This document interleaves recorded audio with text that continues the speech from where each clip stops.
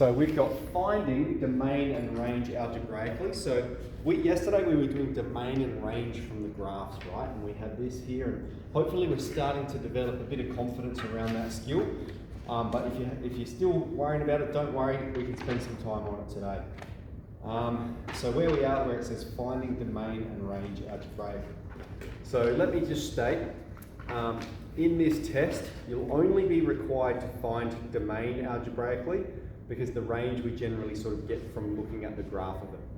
And in the test coming up, we won't have our calculator, so we won't be sketching them on the graph as such. We're just going to be using our knowledge of them.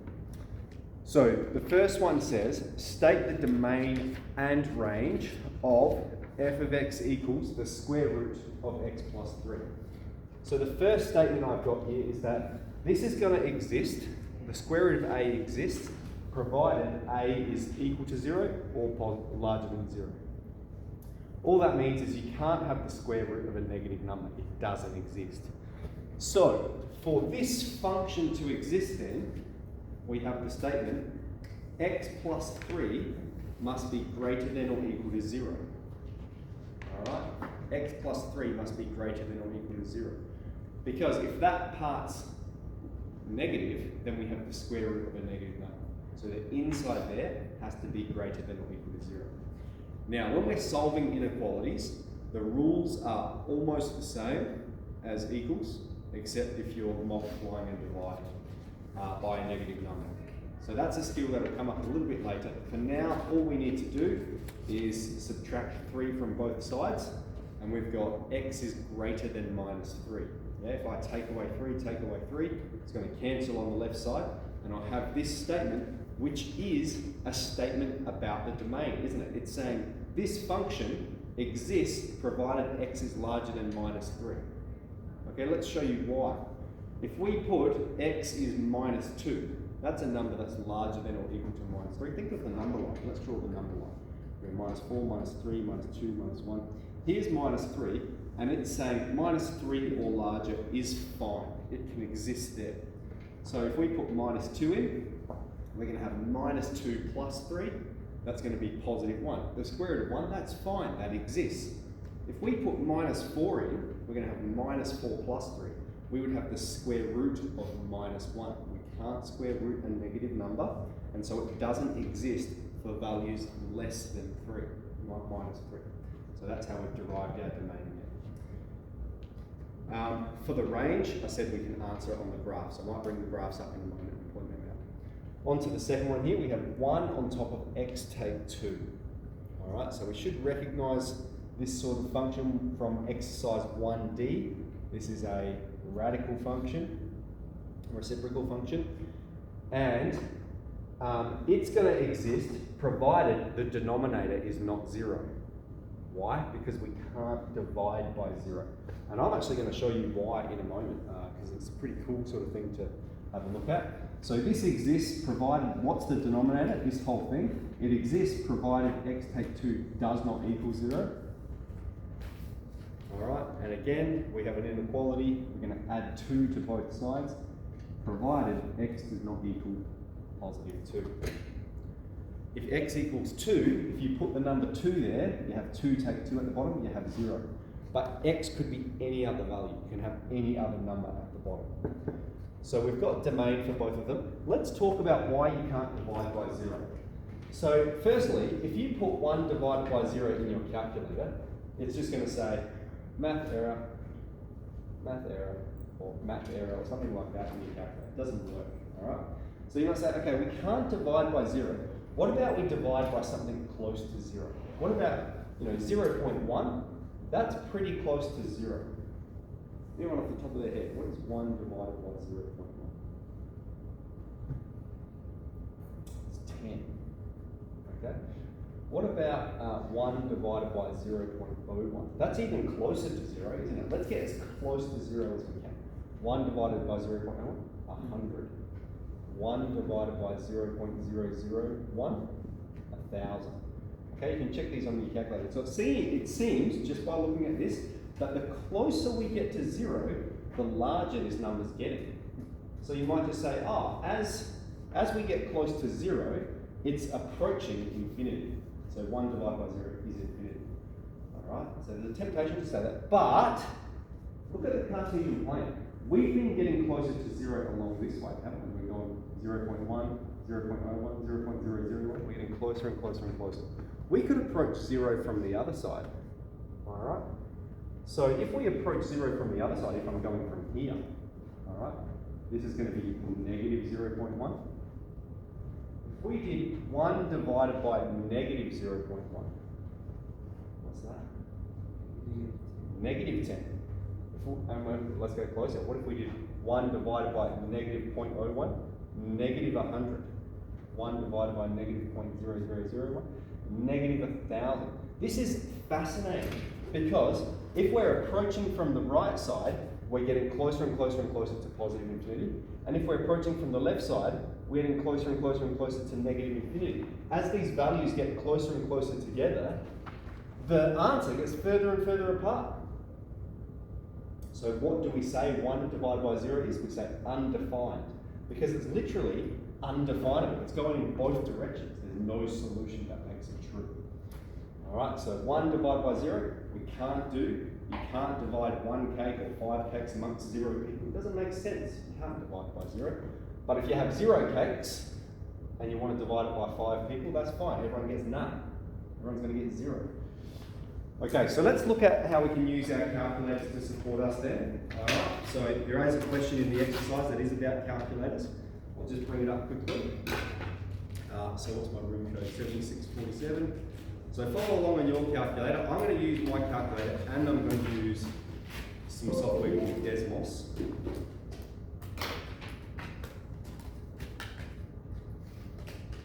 Alright, so we're going to go into graph mode again and we're going to sketch the first function, which is the square root of x plus 3. Alright, so we remember x is where the x sigma t is, where my mouse is. You won't need to draw brackets around it. You guys got some fancy new graphics calculators, so they're going to graph them nicely. And we'll just set our V window as standard, so Shift F3, F3,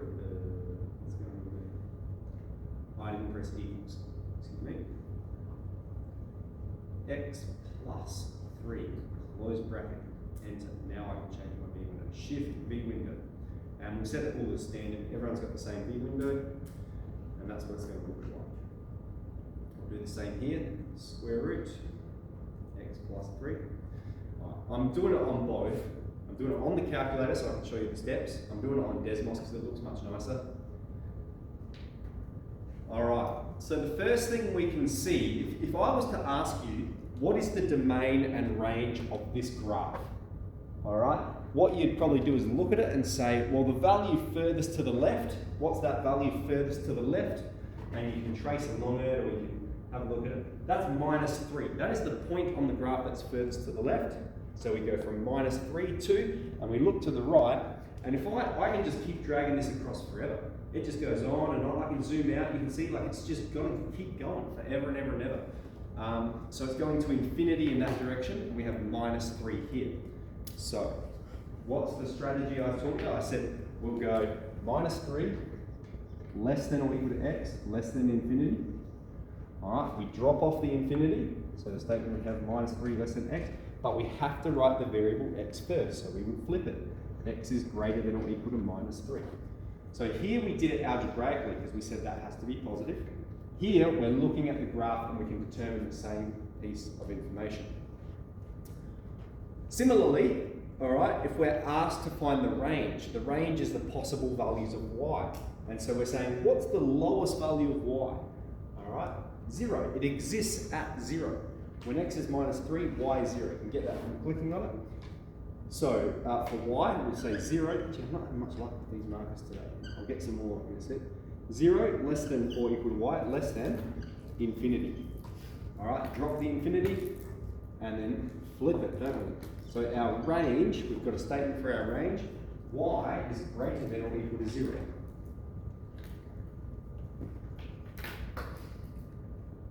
Okay, so that's the first one that we can use our calculator to support for. on your calculator, another tip for you is if you graphed it, is we can press F1, which is trace, and then you can use the arrow keys to jump along it. Okay, so you've got this keypad here, you can trace along it, and it's telling you the X value, so it gives you an idea of the shape of the graph. But have a look at that. All right, I'm at X is minus 2.8, X is minus 3.01. What's the Y value? Error. You can't calculate it because it's trying to perform the square root of a negative number. The function doesn't exist for those negative values, but then it starts existing again. All right, so we can see that on there. Another thing you can do is if you press trace, you can type in any number, 5, X is 5, and it's going to tell you what's the Y value when X is 5. All right, it takes you to that point. I'll go, all right, what about when X is minus, when X is minus 3? It's going to take me to that point. All right, so I can see that it exists there. Okay, let's move on to the next one, which is 1 on top of X plus 2. So again, yours is going to look a little bit nicer than mine. Got the old version. Close the bracket. Okay, that's what it's looking like. Is it? No, we're going to X take 2. Sorry guys, I put X plus 2. X take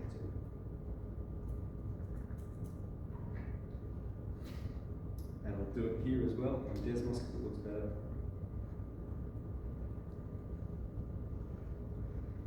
Alright, this is good. We're zoomed right out. Okay. So what we can see is there's an asymptote. Alright, remember what's an asymptote?